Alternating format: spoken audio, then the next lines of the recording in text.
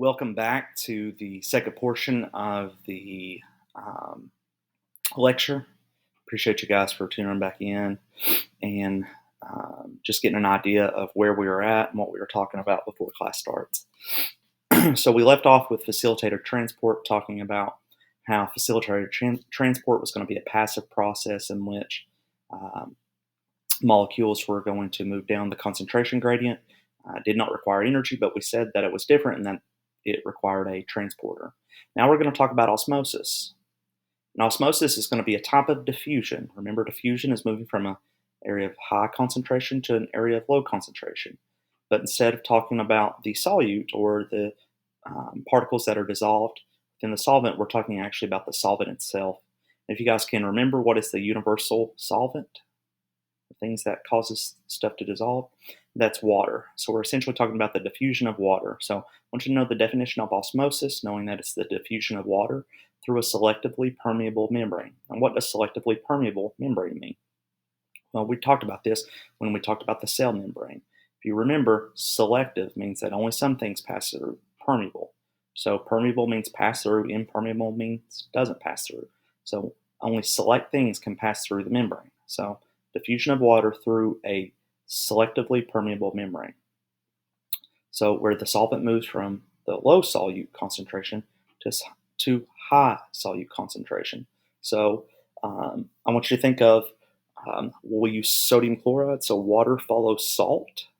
That's a very good rule of thumb. Just know that water follows salt, or water likes to flow where there's a greater amount of solute present. The way it does this is through two different mechanisms: simple diffusion and something called aqua, meaning water, porins, or water channels.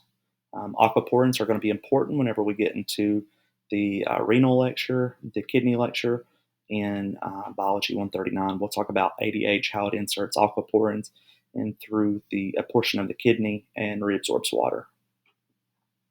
So here's a note: water is actually moving down its concentration gradient because there is less water where there are more solute molecules. So either think of it in terms of water following, I like to think of it as water following high concentration of solute. As you can see on this picture here, picture A, you've got fresh water, which contains no solute, and then you've got this salt water here. As you can see over here in B, the fresh water is moving over here where there is a higher concentration of solute, and this is generating this osmotic pressure is what's generating this. As you can see here, we'll look at this selectively permeable membrane, and the pressure is going to be in excess of the osmotic pressure, right? Because we had that more water come in here, which is going to push water back across this membrane. This is osmosis and reverse osmosis. Here we're going to come into some definitions, talking about tonicity or concentration. This will be really important for examination purposes. Just want you guys to get a good idea of what we're talking about. So the text here says solutions have differences in solute, right? The things that are dissolved between the inside and the outside of the cell. So what does this mean? Remember, I said let's look at root words, right? Iso means same, hypo, below, hyper, above. So the concentration of solute, or the things dissolved, cannot cross the plasma membranes because they're the same on both sides. Does anybody remember what that term's called? They're in equilibrium, right? They're in homeostasis with each other.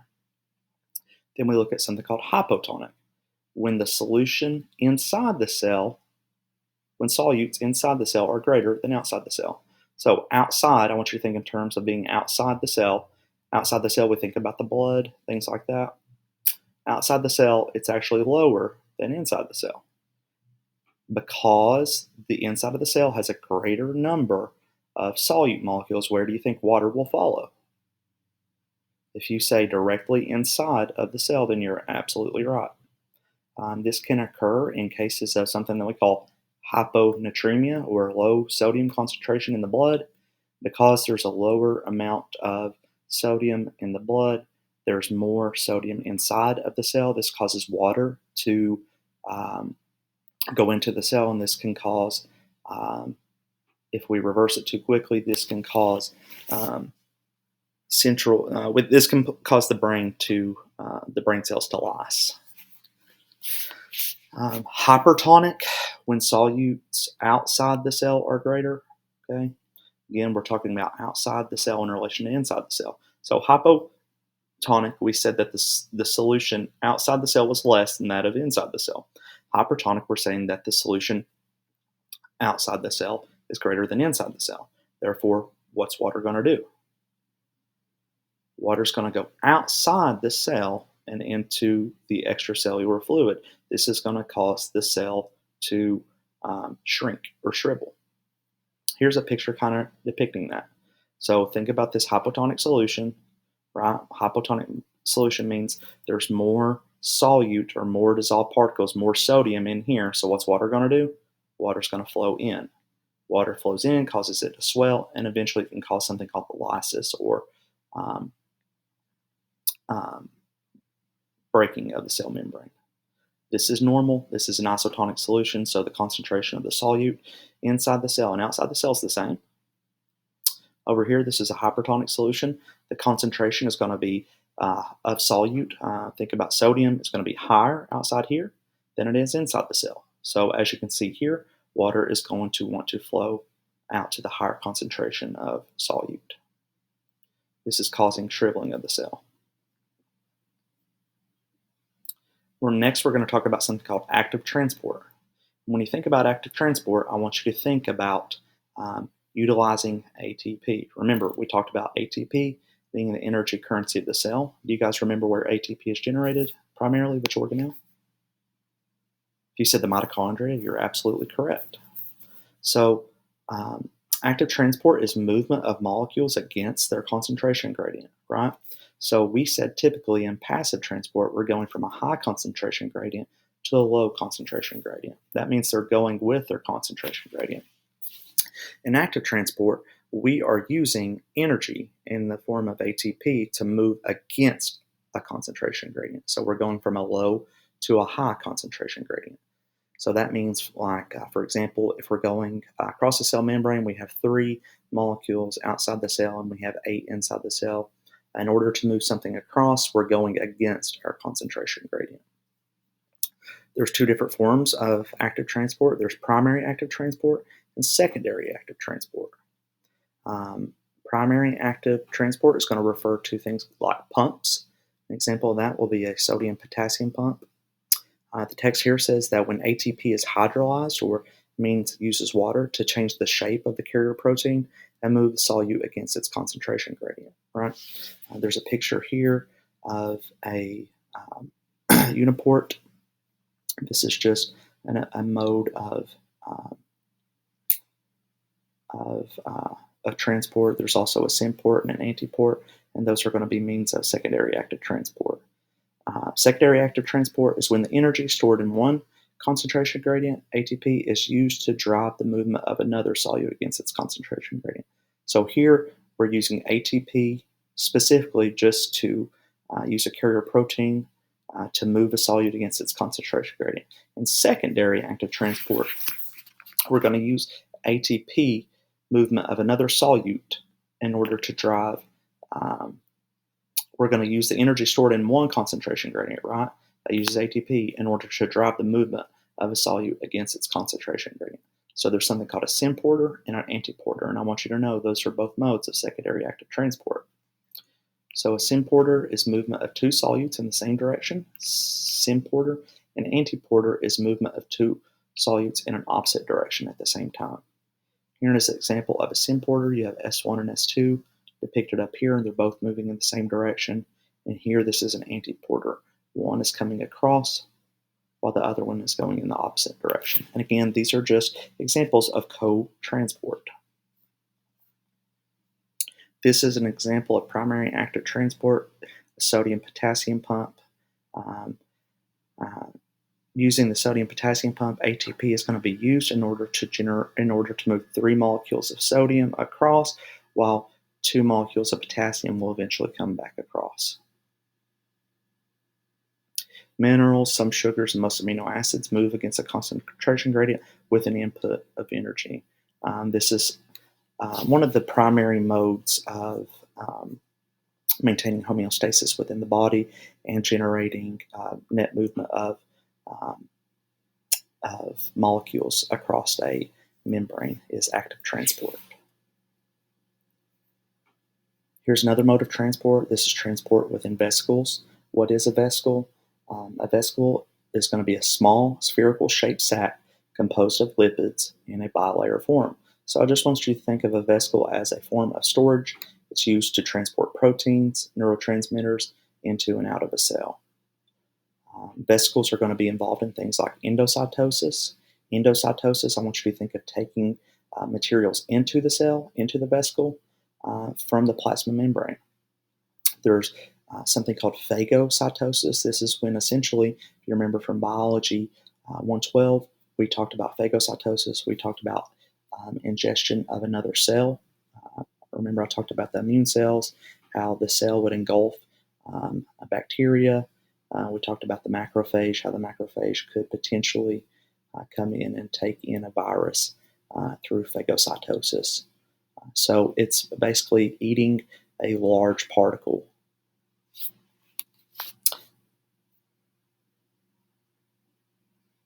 This is just a picture here showing you vesicles. This is a cargo protein. As you can see here, the cargo protein is going to bind to the receptor, undergoes formation of a coated pit. Then you have invagination right here forming a vesicle. We have the coated vesicle formed right here. Now uncoating of the vesicle is going to be ready to fuse. This is an example of phagocytosis in which you have a phagosome is going to eventually take in this particle here from the extracellular fluid. It's going to invaginate here. The phagosome is going to come and engulf that food or particle. So this is called exocytosis, is the next one that we're going to talk about. So endocytosis was movement of material into the cell. Exocytosis is going to be material movement of the cell in a vesicle that fuses with the plasma membrane. So it's going to move out of the cell. So endo is into the cell. Exocytosis, we already have it in the cell. Now we're going to spit it back out. So an example of this is some digestive enzymes and neurotransmitters. Transcytosis, remember trans means opposite, when a cell undergoes both endo and exocytosis to move a material through itself. Primarily, I think that the most important ones to know are both endocytosis, knowing that phagocytosis is an example of endocytosis. I think that's important. I think it's important to know that endocytosis is taking material into the cell versus exocytosis is moving material out of the cell. This is just another example right here. Here we have exocytosis. Here you have exocytosis. You have materials ready for secretion. It comes out here, and it's moving it out into the extracellular fluid. This is an example of transcytosis moving across. There's an example of both endocytosis and exocytosis. Endocytosis as it's moving across into, and then exocytosis as it's moving out into the extracellular fluid. Now we'll begin to talk about the cytoplasm. Again, if you guys can remember from previous lectures, I've talked about the cytoplasm, how the cytoplasm is going to consist of all of the fluid that is present between the plasma membrane and the nucleus. It's also composed of cytosol and things called organelles. The cytosol is going to be the fluid portion, and then the organelles are going to be the specialized cellular structures. We're going to talk about the endoplasmic reticulum, which is going to consist of the rough ER and the smooth ER. The rough ER, again, is going to be studded with ribosomes. The ribosomes are responsible for protein synthesis. And the smooth ER is going to be responsible for lipid detoxification, alcohol detoxification.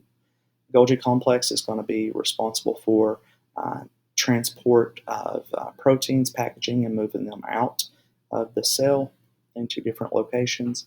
The lysosome is going to be responsible for breakdown of cellular debris and other proteins that have aged, things like that. Peroxisome is going to be responsible for containing catalase and breaking down hydrogen peroxide. Proteasomes, we'll begin to talk about how they digest proteins. Mitochondria is going to be your powerhouse of the cell. It's going to be the site of the citric acid cycle as well as the electron transport chain. The nucleus contains all the genetic material. So let's go over these a little bit more.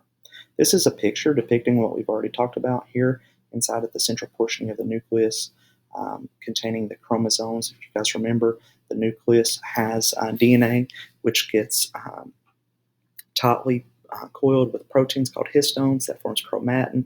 The chromatin condenses into chromosomes, and the chromosomes we know are going to encode for genes. This is going to be an example of the Golgi apparatus. The Golgi apparatus is going to be the sorting center of the cell. Centrioles here are going to contain microtubules responsible for movement. Within the endoplasmic reticulum, this is a series of flattened sacs, which is going to be responsible for a variety of different functions. Within the endoplasmic reticulum, you have the rough ER and the smooth ER, like we previously talked about. The rough ER, again, responsible for protein manufacturing, and in the smooth ER, you have synthesis of lipids and the breakdown of alcohol. Mitochondria, again, we talked about this. Mitochondria is going to be the site of most metabolic processes, production of ATP. Ribosomes, again, proteins. Lysosome is going to be your trash can. It's where you're going to have breakdown of cells. Cell membrane, this is going to be the passageway. Remember, I alluded to it being like a door, allowing some material to come in and some not. It moves through the fluid mosaic model, if you remember that definition. And it also consists of a double phospholipid bilayer containing hydrophilic heads and hydrophobic tails. Hydrophilic heads are going to be primarily made of phosphate. The hydrophobic tails are going to consist of fatty acids. Again, you're going to have those transmembrane proteins, which are going to be an example. An example of those are ion channels, as the ion channels allows movement of ions across. Nucleolus, the nucleolus, however you want to pronounce it, is responsible for our RNA synthesis. So let's get now to the nitty-gritty. The endoplasmic reticulum. It's a network of membranes that are in flattened sacs, like we previously just said. Here's the picture showing you the flattened sacs. It extends from the nuclear envelope being this layer here that is going to protect this nucleus. Again, it's similar to the cell membrane, but it's the cell membrane of the nucleus. Can contain ribosomes. When it contains ribosomes, we call that the rough ER. And I just remember that the rough ER has more ribosomes. R starts with R. The one with more R's has more ribosomes, which makes it rough. So here we said continues with the nuclear envelope, forms flattened sacs, turn rough because ribosomes are present, forms protein synthesis. Remember, we said that because proteins are present within the rough ER, this is the site of translation. I think that's important. If you guys remember, translation is going to be remember during transcription, we made messenger RNA from DNA. The messenger RNA was then going to go and be translated. You had the formation of of these codons. Codons are then going to get translated into proteins. Smooth ER, term smooth because there's no ribosomes. I think that's important. Thus, no protein synthesis occurs here. Has enzymes that modify proteins such as cholesterol. Remember, this is lipid synthesis to form steroids such as estrogen and testosterone. Here's a picture here of the rough ER. You can see this is the nucleus. You'll have the nuclear envelope extending out here, and then you'll have these series of flattened sacs. This is the rough ER because, again, it's studded with ribosomes. The ribosomes are responsible for protein synthesis. And here's the smooth ER. There's no ribosomes present here. The rough ER is going to, after it makes the proteins, it's then going to send it out to the Golgi cisternae. Remember, this is the packaging center of the cell. From there, the Golgi is going to send it to other places as well. So smooth ER, remember this has no ribosomes present. This is where lipids are primarily going to be synthesized. This right here is just a picture showing you the relationship of the rough ER and the smooth ER in regards to the cisternal space. So this is the central dogma Again, this is just talking to you about rough ER protein synthesis, showing you that um, that because it's continuous, because the nucleus is continuous with the nuclear envelope, and the nuclear envelope is continuous with the rough ER, this is going to be the site, or this is going to be how protein synthesis occurs. DNA duplication, again, is going to occur within the nucleus, and from there, you're going to have transcription occurring also within um, the nucleus, and from there, you're going to have translation occurring out here within the cytoplasm. Where in the cytoplasm? On the within the ribosome, right on the rough ER. This is where protein synthesis occurs. Again, this is here. It's just a picture kind of depicting everything that we just said. This is the Golgi. This is the Golgi complex again. After we have production of the protein from the rough ER, we're going to then send it to the Golgi. So the primary function of the Golgi apparatus is to process and package the macromolecules, such as proteins and lipids. Again, why lipids? Because they come from where? The smooth ER that are synthesized by the cell. It is particularly important in the processing of the proteins for secretion. So again, I would tell you that Golgi complex is kind of like FedEx. Packages are sent there and they ship it out to different areas. It's composed of flattened sacs. Whenever you see the word flattened sacs, you'll often see the word cisternae. Cisternae is just another word for flattened sacs. Has two distinct faces. These are important to know: the cis face and the trans face. The cis face is convex entry face, and the trans face is concave exit face. So the cis face is where actually proteins come into the cell, and the trans face is where they exit the cell. This is just a more detailed picture here, showing you this is the nucleus, this is the nuclear pores, how things enter and exit the cell. The nuclear envelope is going to consist on out here, and it's going to, again, go into this rough ER. This rough ER is going to be rough because why? It has ribosomes present.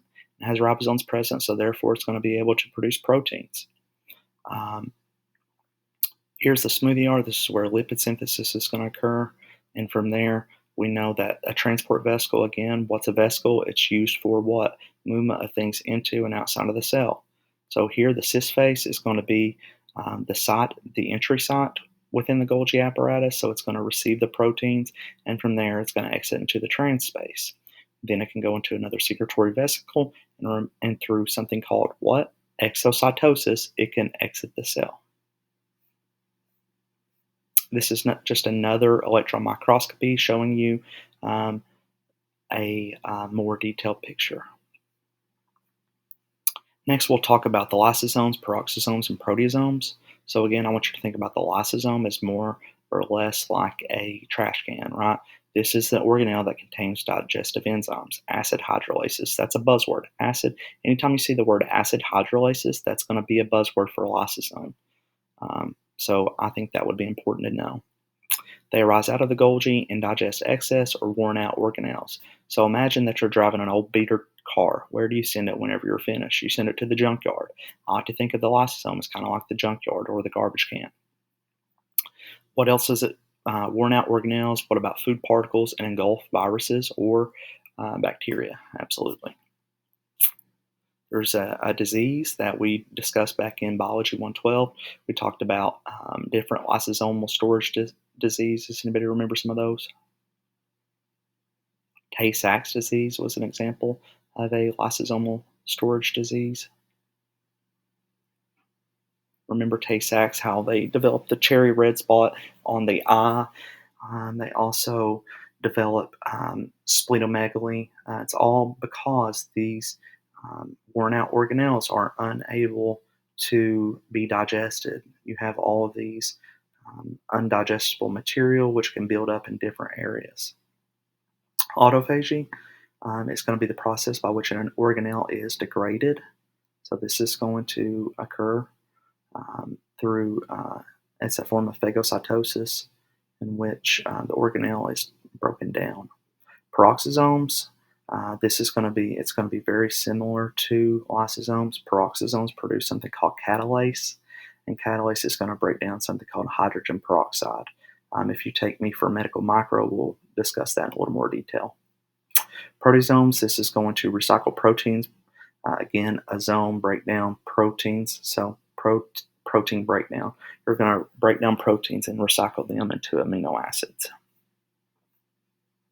This is another picture here showing you transportation of food as it's coming in. This is an example of what endocytosis food is coming in here, and you have invagination. It's taking it in.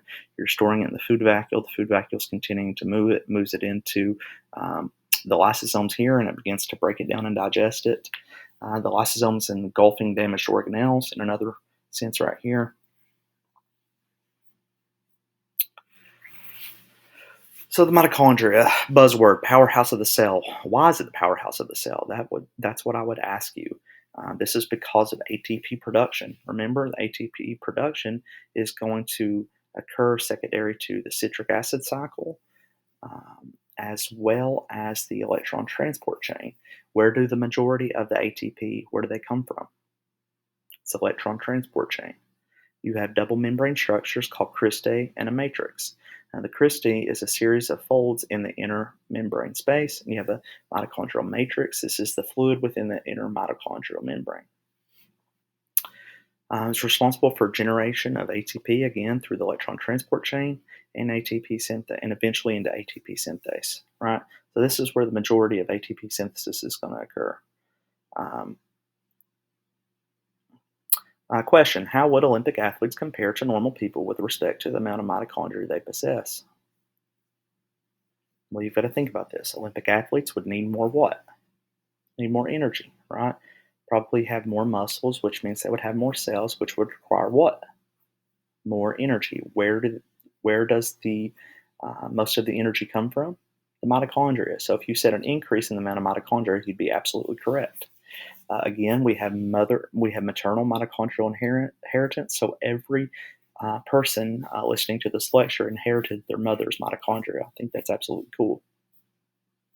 Here is a picture kind of depicting what we've already just said. You have this matrix and you have this cristae, again, the matrix being the inner fluid portion. Here you have an inner membrane and an outer membrane as well.